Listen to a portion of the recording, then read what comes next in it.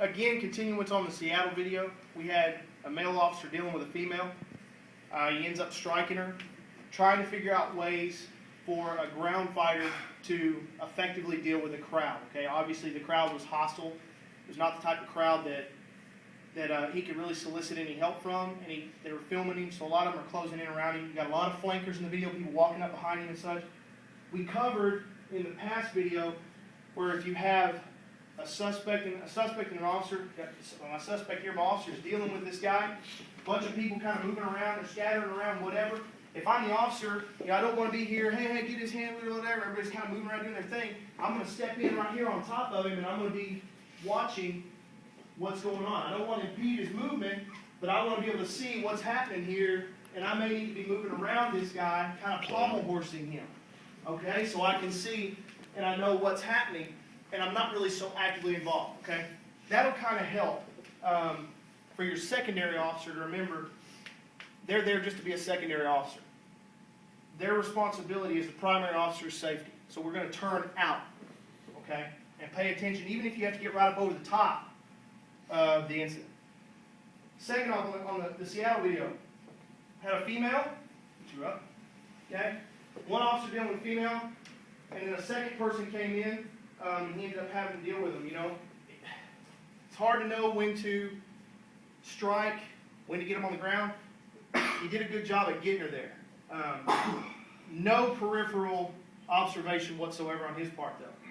So once he punches the first girl, he punches her and bang, she goes down, and then he's kind of got ineffective control, circling around square dancing with this one girl, not really doing a lot. A lot of that just comes down to technical ability.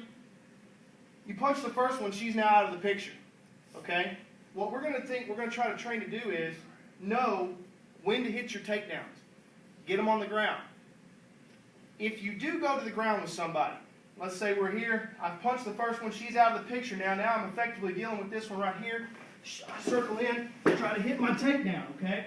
Once I pass, if I can get them to their back, they try to turn over. Once they try to turn over, I'm going to try to get a dominant position on this person, okay? Get them to their back, I can control.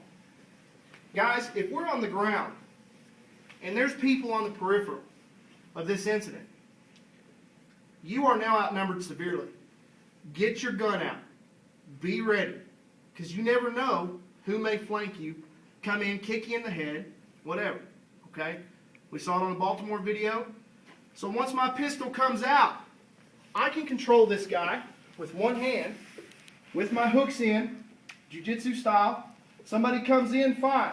I can address the subject. If there's people behind me, okay, as people start to move around behind me, I can still follow my threats in a 360-degree angle all the way around and address everybody.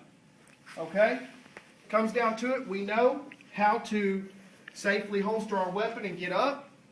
If this person decides they're done, and we get officers there with us. Once I'm scanning my threats, I see Mr. Baumkamp here. He's one of my officers. He's going to help me. He can get this guy off of me. Now what position do I take? Remember what I said before.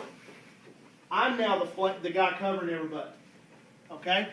I can step out, and he can go ahead and he can deal with this guy. All right?